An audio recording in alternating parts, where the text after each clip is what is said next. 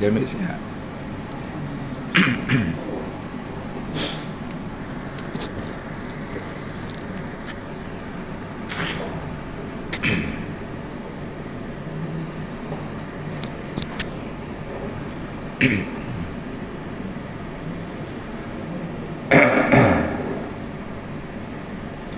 Assalamualaikum warahmatullahi wabarakatuh. Alhamdulillahi rabbil alamin. Wassalatu wassalamu ala sayyidil mursalin wa ala alihi wa sahbihi ajma'in, amma ba'da. Muslimin dan muslimat yang dirahmati Allah,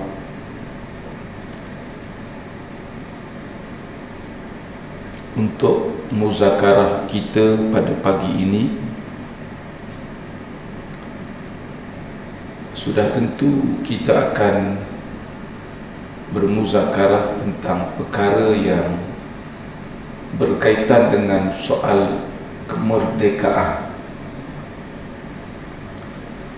Bagaimana cara untuk kita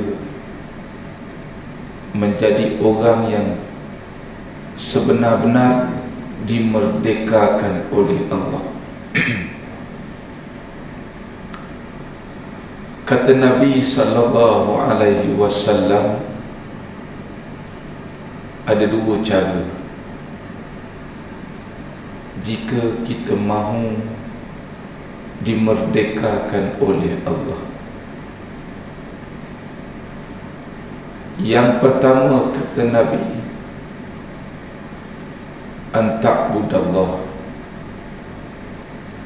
Kamu jangan jadikan sesuatu yang lain sebagai Tuhan kamu. Kamu kena jadikan Allah itu sebenar-benarnya Tuhan kamu. Itu yang pertama. Kalau dulu kita biasa dengar orang menyembah berhala, tapi pada hari ini kita jangan terkejut. Walaupun orang itu dia mengaku Islam, dia mengaku telah beriman kepada Allah, tapi dalam dia tak sedar sebenarnya dia juga sudah menyembah sesuatu yang lain daripada Allah. Tuan-tuan boleh tengok di dalam surah Al-Furqan ayat ke-18. Kalau rajin, siapa ada handphone, dalam handphone tu ada Quran, boleh buka dalam surah Al-Furqan ayat ke-18.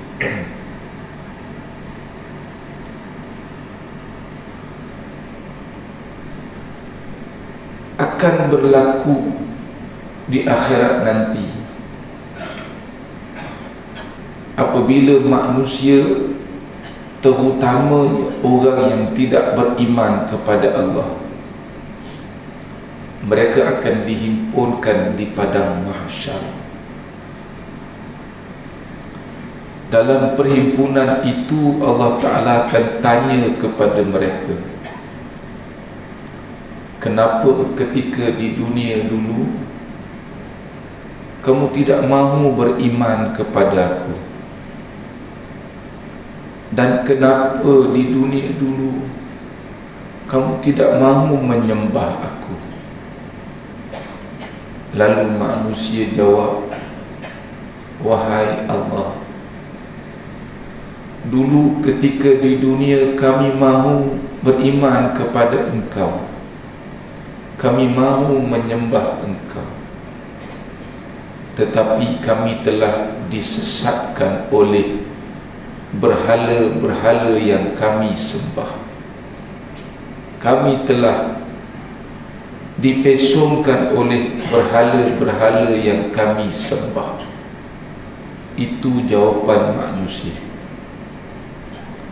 Lalu Allah Ta'ala panggil berhala-berhala yang didakwa oleh manusia yang telah menyesatkan manusia.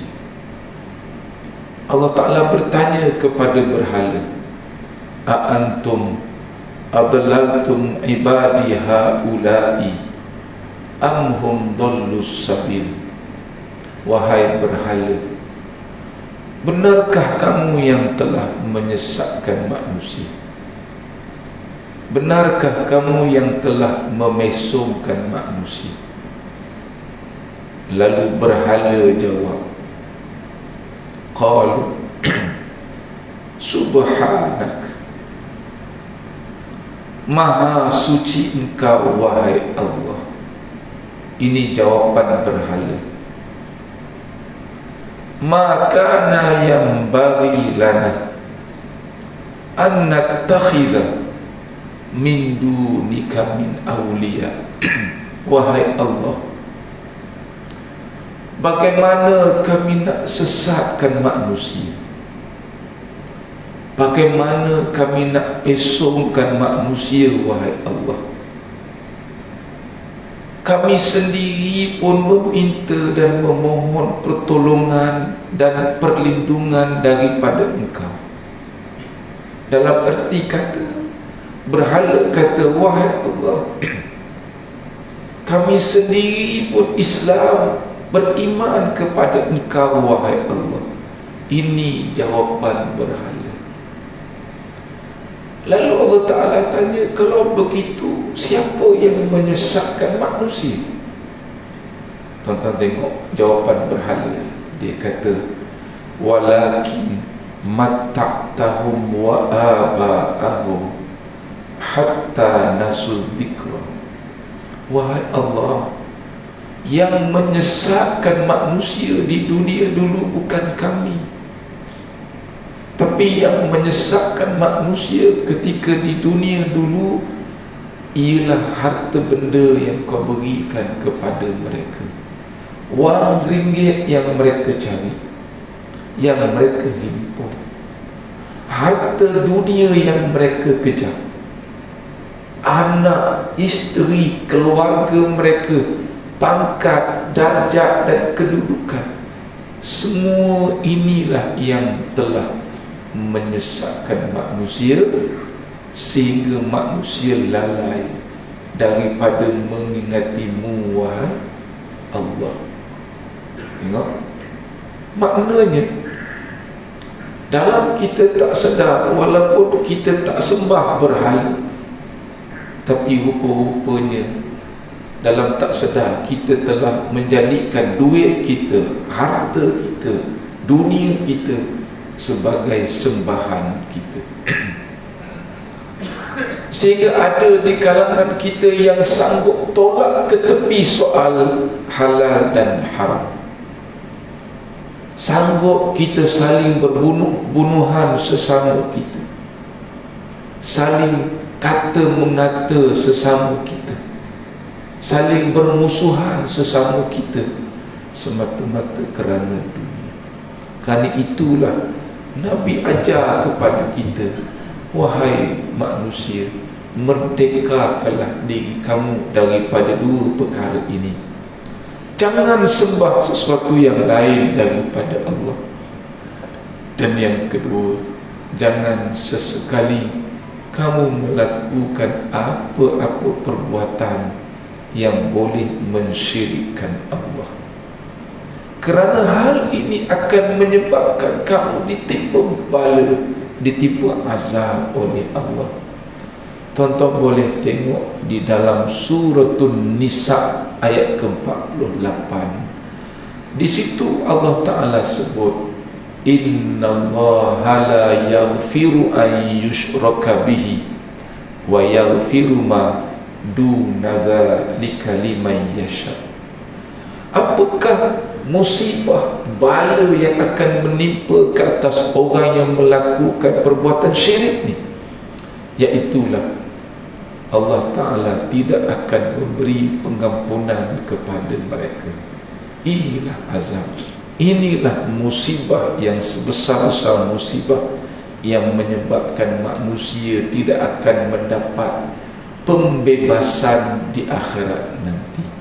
Oleh itu, lakukanlah dua perkara ini. Jangan kita sembah Tuhan yang lain daripada Allah.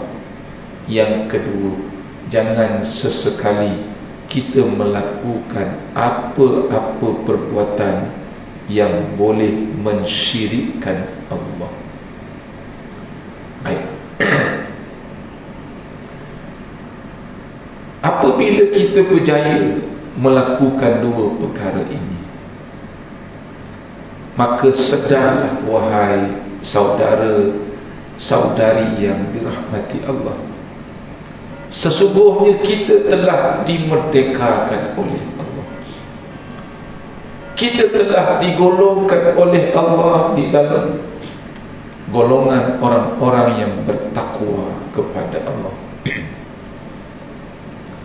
Untuk orang yang bertakwa ini, Allah Ta'ala sebut di dalam surah Ali Imran 133. Allah Ta'ala kata, wasari'u ila maghfiratin mir rabbikum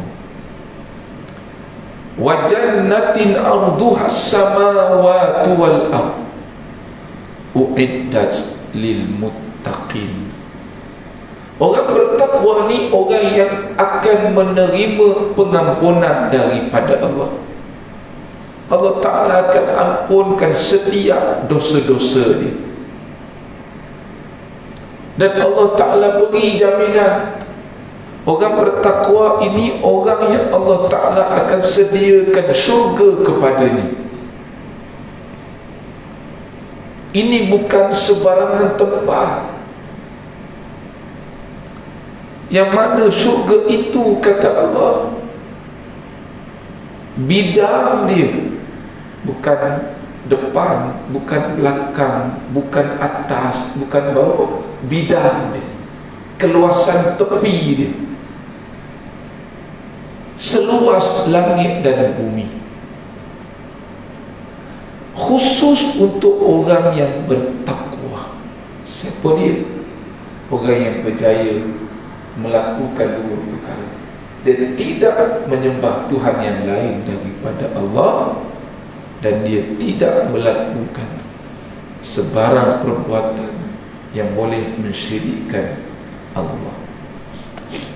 Faham ya? Menjamin kita takutlah dengan Allah. Pasal apa takut dengan isteri? Kita berharaplah dengan Allah. Kenapa berharap dengan orang lain? Kita jumpa bongo, percaya sangat kepada bongo-bongo, ini syirik. Orang kita ni nak jual burger pun jumpa tak bongo. Nak kahwinkan anak pun jumpa bongo. Untuk apa ni? Untuk minta supaya jangan turun hujan dekat situ. Dia minta bongo tu alihkan hujan. Ni orang kita. Ini syirik, tuan-tuan. Ya. Kerana itu, percayalah, Allah Ta'ala bagi jaminan uiddat lil muttaqin. Syurga itu Allah Ta'ala sediakan untuk orang yang bertakwa. Dia tak jadikan syurga tu untuk binatang. Dia tak jadikan syurga itu untuk tumbuh-tumbuhan. Dia tak jadikan syurga itu untuk selain daripada makhluk yang bernama manusia. Tapi dia jadikan syurga itu untuk manusia, khususnya uiddat lil muttaqin, iaitu orang-orang yang bertakwa kepada Allah. Apa yang ada dalam syurga itu sehingga Allah Ta'ala beria-ria suruh kita masuk syurga ni? Tuan-tuan boleh tengok di dalam surah An-Naba ayat 31 sampailah ayat ke-36. Allah Ta'ala kata, inna lil muttaqina mafaza. Sesungguhnya orang yang bertakwa, orang yang tidak melakukan dua perkara tadi, orang yang berjaya memerdeka, membebaskan diri dia dari dua perkara tadi itu, Allah Ta'ala kata mereka ini mafazah. Allah Ta'ala sediakan tempat yang istimewa untuk dia, iaitu syurga. Apa yang ada dalam syurga itu? Allah Ta'ala kata hadaiqa wa a'naba. Manusia, dalam syurga itu aku sediakan taman-taman untuk kamu. Kita selalu dengar imam doa untuk jenazah, Allahumma ja'al qabrahu rawdatan min riyadil jannah. Wahai Allah, Kau jadikanlah lubang kuburnya sebahagian daripada taman-taman syurga-Mu, ya Allah. Yang kita masuk ni nanti bukan lubang kubur, masuk dalam syurga. Dan dalam syurga itu Allah Ta'ala kata hadaiqa wa a'naba. Ada taman-taman syurga yang Allah Ta'ala sediakan khas untuk penghuni syurga. Kita duduk dekat taman ni Haji Amir, biasanya buat apa? Cuci mata. Betul tak? Betul? Betul dia cuci mata. Kita duduk berehat. Cuma bezanya di dunia ni, bila kita duduk berehat di taman, dia ada limit dia. Pasal apa ada limit dia? Lepas ni kita nak balik, kok perut lapar, kok nak sembahyang kan? Kod hari nak malam. Dalam syurga kita takkan buat lagi dah semua benda tu. Dalam syurga ni Allah Ta'ala bagi peluang kepada kita seronok je. Tak payah fikir nak sembahyang, tak payah fikir nak puasa, tak payah duk fikir nak pergi dengan ceramah. Tak payah. Tak payah duk fikir nak buat apa yang Allah suruh, tinggal apa yang Allah larang. Tak payah lah. Allah Ta'ala kata kamu berseronok lah. Dan seronok tu dekat taman, taman-taman syurga ni. Dalam syurga tak ada tak seronok, semua seronok. Dan seronok dalam syurga tu dia bukan sama, setiap masa dia bertambah. Macam mana wallahu a'lam, tak dapat digambarkan. Cuma yang pastinya, bila seronok nikmat syurga itu bertambah, dia akan menyebabkan penghuni syurga menanti-nanti, menunggu-nunggu apa lagi seronok yang aku nak rasa ni. Sehingga Al-Quran memberi gambaran makithi nafihi abadah. Tuan-tuan tengok dalam surah Al-Kahfi ayat ketiga. Orang dalam syurga ni dia akan menunggu-nunggu apa lagi jenis nikmat, apa lagi nikmat yang Allah Ta'ala nak tambah pada aku ni. Sebab nikmat dalam syurga ni dia tak bersifat statik begitu. Dia akan bertambah sikit, dia naik sikit. Setiap saat naik. Tak pernah habis, tak pernah kurang. Sehingga menyebabkan penghuni syurga penuh, menanti dalam penuh debaran. Macam kita tunggu orang, budak-budak ambil result SPM ke apa ke, dia menunggu giliran dia tu berdebar-debar kan? Macam kita pergi buat tes darah ke apa ke, kita nak tunggu result kita tu berdebar-debar, kita menanti dengan penuh debaran. Itu debaran dekat dunia, ini debaran dekat dalam syurga tu. Dan dekat dunia ni berdebar tu berdebar benda yang kita takut. Ini berdebar yang kita seronok. Sebab seronok, disebabkan seronok tu semakin masa semakin bertambah, menyebabkan kita menanti-nanti macam mana lagi seronok yang aku akan dapat.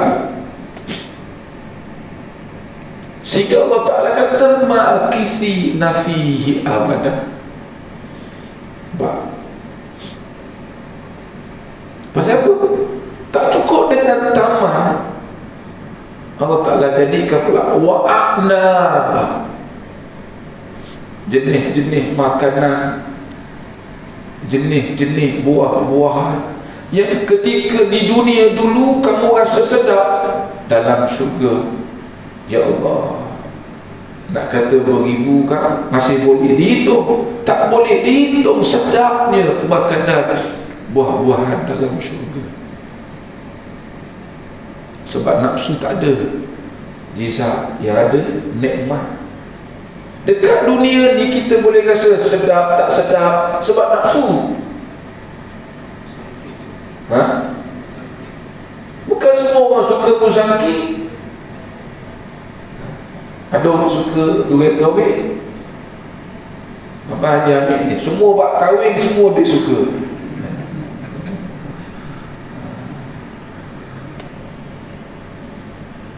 Sebab dekat dunia dia ada nafsu. Pasal itulah kadang sedap, kadang tak sedap. Dalam syurga tak ada nafsu, yang ada nikmat, semua sedap. Dan sedap tu bukan, dia bukan statik itu, dia naik. Sebab setiap saat sedap tu bertambah, sedap tu bertambah, sehingga kita menunggu-nunggu macam mana lagi sedap ni, dalam penuh debaran. Makisi nafihi abadah. Nampak ni? Tak cukup dengan taman, tak cukup dengan makanan, buah-buahan syurga untuk orang merdeka. Allah Ta'ala sedia lagi wa kawaiba atraba. Untuk orang lelaki Allah Ta'ala beri wanita-wanita sunti. Yang ni Pak ni suka ni, nampak je macam ni.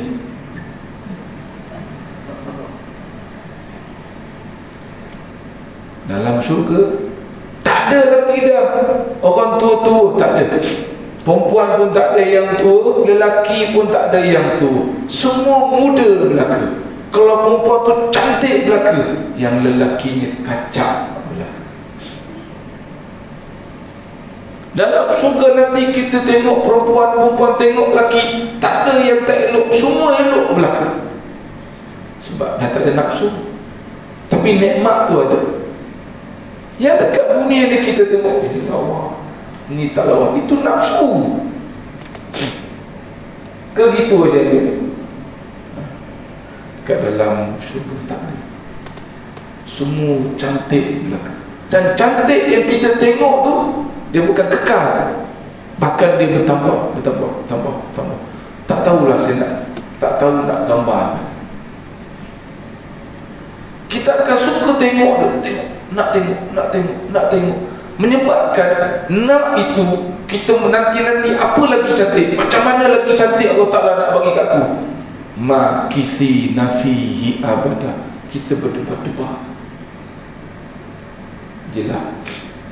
Tak cukup dengan itu lagi, Allah Ta'ala kata wa ka'san dihaqa. Dia sediakan jenis-jenis minuman yang sangat sedap. Dekat dunia tak ada. Kalau ada pun tak sama sedapnya minuman dalam syurga itu dengan apa yang ada di dunia ini. Dan Allah Ta'ala bagi jaminan kamu akan rasa tenang dalam syurga. La yasma'una fiha lawaw wala kizaba. Pasal apa kamu akan tenang dalam syurga? Sebab kamu takkan dengar lagi dah semua cerita-cerita yang melalaikan. Kamu takkan dengar lagi cerita-cerita orang bergaduh, gosip-gosip orang.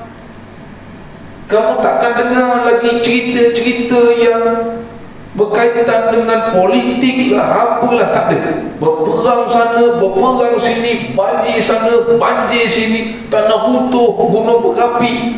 Kamu takkan dengar.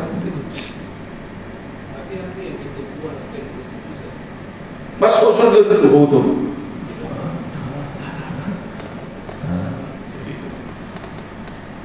Sebab saya pun belum masuk.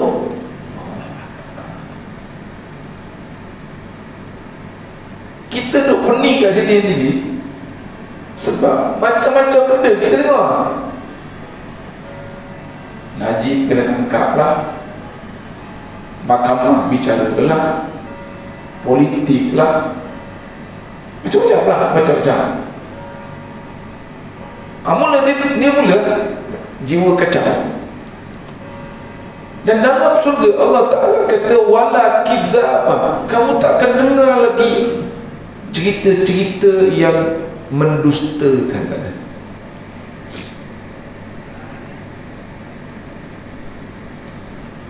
Ini yang buat kita pening sebenarnya. Bangun pagi, kerana pula orang yang rajin buka Facebook macam-macam, buka Insta, benda tu pening. Kalau tak percaya, orang yang biasa pakai handphone ni, cuba tinggal handphone, tenang tu.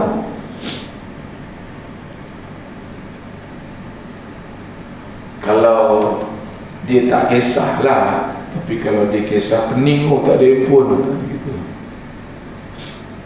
Handphone ni dia boleh jadi lebih lagi kita sayang tu, dia ambil daripada bini. Handphone tinggal kat rumah, kita patah balik ambil dia. Tapi kalau bini tinggal rumah, awak naik Grab lah, nak main handphone ni ya. Handphone ni dulu masa zaman tak ada handphone, ingatan kita kuat. Dulu nombor telefon rumah kawan kita tak payah tulis, kita ingat. Tapi semenjak ada handphone ni, tak tahu pasal apa dia tak boleh ingat, mesti nak kena tulis. Sungguh tak? Kan? Handphone ni dia akan menjadikan sebenarnya kita leka. Kita nak lagi tengok dia, sehingga terkadang-kadang kita tengok handphone tu lebih lama, lebih banyak daripada kita tengok muka bini kita, muka anak-anak kita. Ini menyebabkan kita tak tenang. Nak tidur pun tengok handphone. Saya minta maaf, ada tu, minta maaf dia, nak berak pun pakai handphone. Dalam bilik air pegang handphone. Maknanya nak berak pun tak tenang. Ya. Ada orang tanya, ustaz, saya ni susah nak tidur lah, saya kena sihir ke? Soalan saya senang. Tuan kalau nak tidur, tengok handphone lah. Tengok. Cuba tinggal handphone, mesti boleh tidur. Betul, betul. Boleh tak boleh? Tutup handphone, letak tepi, silent dengan dia. Macam mana nak tidur? Baru nak letak handphone bunyi, tutup handphone, silent ke handphone, boleh tidur. Dalam syurga benda-benda tu tak ada. La yasma'una fiha lagwa wala kidzaba. Kamu takkan dengar lagi dah cerita-cerita lara, cerita-cerita yang mendustakan, tak. Tujuan dia apa? Supaya kita seronok dalam syurga. Dan Allah Ta'ala kata, jazaa'an mir rabbika ata'an hisaba. Semua itu, semua ini adalah anugerah dan pemberian daripada Allah khusus untuk orang yang berjaya membebaskan diri dia, memerdekakan diri dia dari dua perkara tadi. Dia tidak sembah Tuhan yang lain daripada Allah, dan dia tidak melakukan sebarang perbuatan syirik kepada Allah. Bukti dia tuan-tuan boleh tengok lagi di dalam surah Az-Zumar ayat ke-73. Ini yang terakhir. Surah Az-Zumar ada 24, ada 25 juzuk dia. Ayat ke-73 Allah Ta'ala kata, wasiqal ladzina taqaw rabbahum ilal jannati zumar. Kita biasa tak dapat jemputan dekat dunia ni, nak pergi walimah, dapat kan? Tuan-tuan bayangkan kalau yang jemput kita tu, contohlah orang istana jemput kita pergi makan kenduri kat tempat dia, kena pula dapat kad, duit simpan, seronok.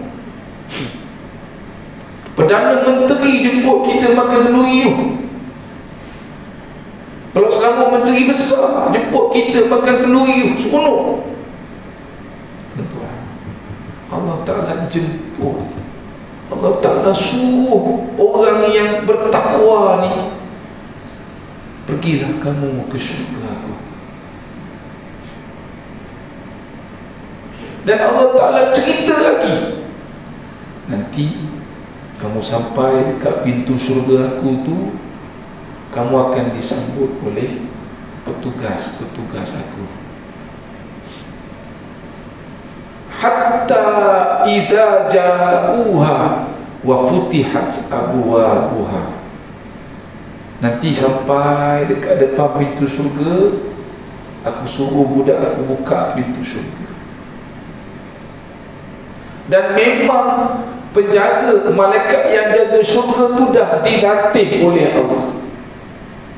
Contoh, kalau dekat dunia ni, selamat masuk, selamat datang cik, memang dah diajar, memang dah dilatih. Muka seri, kalau perempuan dengan make up dia, lawa, dia make lawa. Tengok hari nak pergi tu, ya cik masuk, itu tempat cik tu, itu. Tuan-tuan, Allah Ta'ala kata, nanti bila kamu dah sampai dekat depan pintu syurga aku akan suruh budak aku buka pintu, dan budak aku akan sambut kamu. Apa kata dia? Salamun alaikum tibtum fadkhuluha khalidin. Budak aku akan sambut kamu dengan kata dia, selamat sejahteralah kamu wahai manusia. Selamat sejahtera ni maknanya kamu dah selamat daripada azab neraka. Kamu ni bila Allah Ta'ala jemput kamu ke syurga, itulah bunyi kata ayat petugas tu. Kamu ni bila kamu dah sampai ke depan pintu syurga ni, itu bermakna kamu dah selamat daripada azab neraka. Salamun alaikum, selamat sejahtera lah ke atas kamu semua wahai manusia. Tiba-tiba kamu telah disucikan oleh Allah. Segala kekotoran yang ada dalam jiwa kamu, dalam diri kamu, semuanya telah dibersihkan oleh Allah. Ini orang panggil jiwa merdeka, bersih. Tak ada lagi dah tuhankan makhluk, tak ada lagi dah perkara-perkara syirik, tak ada dah. Bebas, segala-galanya kita bebas dah. Tak ada. Tak ada lagi dah takut pada makhluk, tak ada lagi dah berharap pada makhluk. Yang ada semua Allah. Malaikat kata, betul, sebab kamu telah disuci, dibersihkan oleh Allah. Lalu apa natijah dia? Malaikat kata, fadkhuluha, silakan masuk, khalidin, duduklah kamu kekal selama-lamanya dalam syurga. Buatlah apa yang kamu nak buat. Yang tadi saya sebut, hadaiqa wa a'naba wa kawaiba atraba wa ka'san dihaqa la yasma'una fiha lawa wala kidhaba. Buat semua. Faham? Macam mana tadi Haji kata kan? Macam mana perbualan orang dalam syurga? Soalan tu pernah ditanya, macam mana cantiknya syurga? Soalan juga pernah ditanya, macam mana indahnya syurga? Jawapannya tak boleh dibayangkan. Tak boleh nak dibayangkan, tak boleh nak digambarkan, tak boleh nak difilmkan, tak boleh. Sebab kalau boleh, apa hebatnya?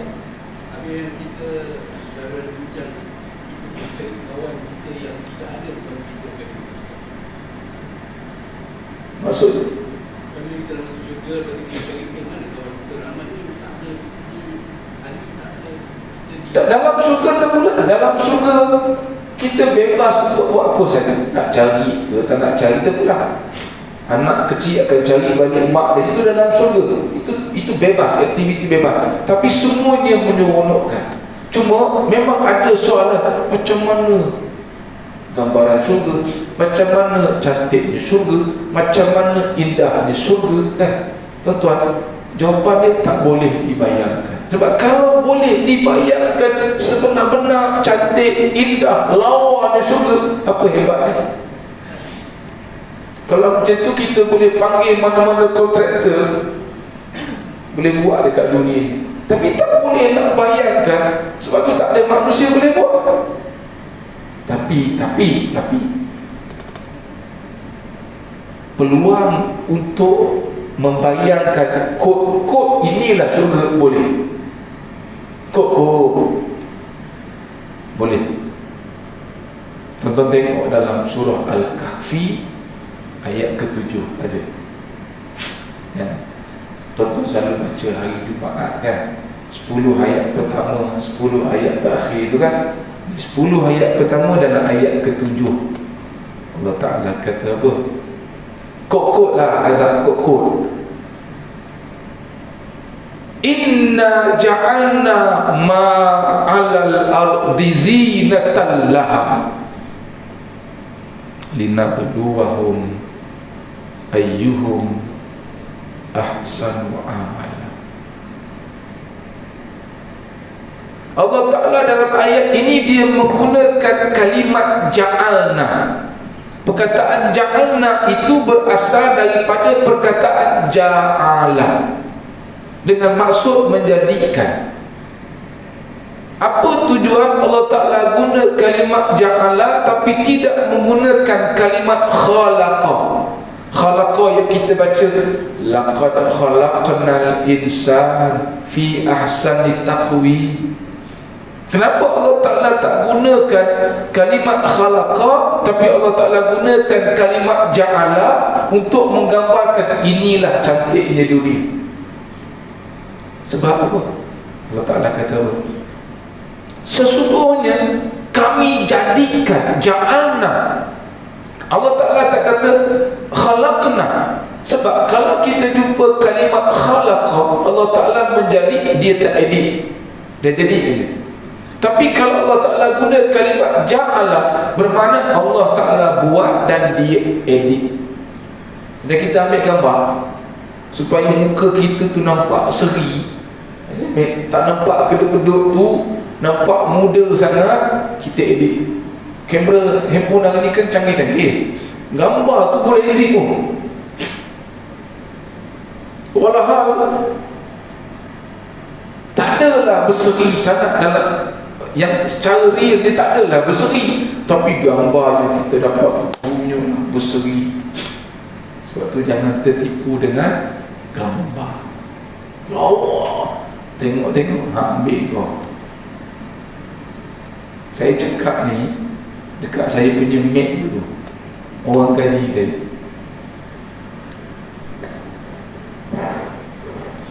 Dia ni suka main TikTok.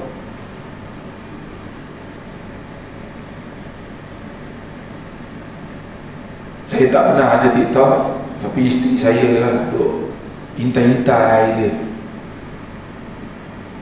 Bang, baby ni bang, gambar dia dekat dalam TikTok, video dalam TikTok berseri-seri bang, putih, licin kulit dia, malah depan-depan karat. Disebabkan dia duk main TikTok video lawa, mulus kulit dia. Dah tak basah-basah, ada pula budak lelaki-lelaki Indon suka ajak dia kahwin. Saya kata, Bi, betul ke kau nak kahwin ni, Bi? Betul Pak Ustaz, sudah lama kepingin. Saya nak kata apa?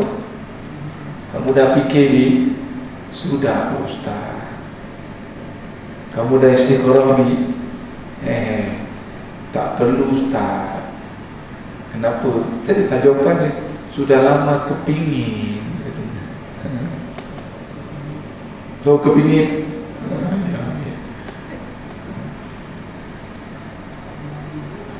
Nikahlah dia. Tak sampai seminggu cerai. Kenapa, Bi? Dia ni orang tak ada pelajaran. Tu saya suka ambil mate orang tak ada belajar tinggi. Pegang remote, nak tukar TV pun tak, buka TV pun tak kerti. Kena cari mate dia tu.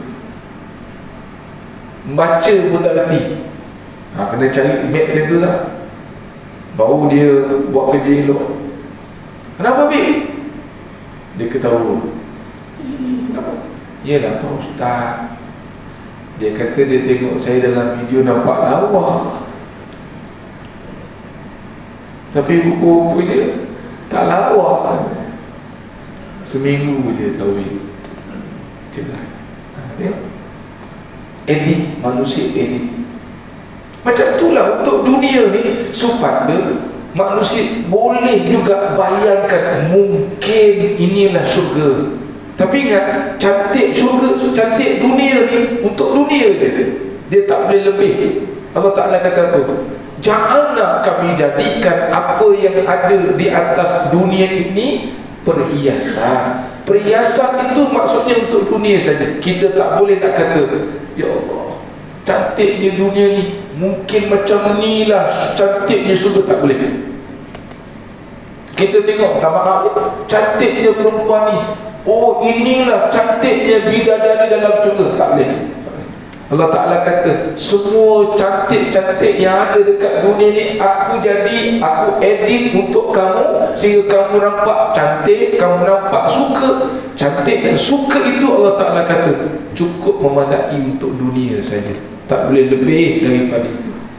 Maknanya apa? Allah Ta'ala bagi cara juga, peluang juga pada kita, bolehlah sikit-sikit membayangkan macam ni lah kot syurga, walaupun hakikatnya tak sama.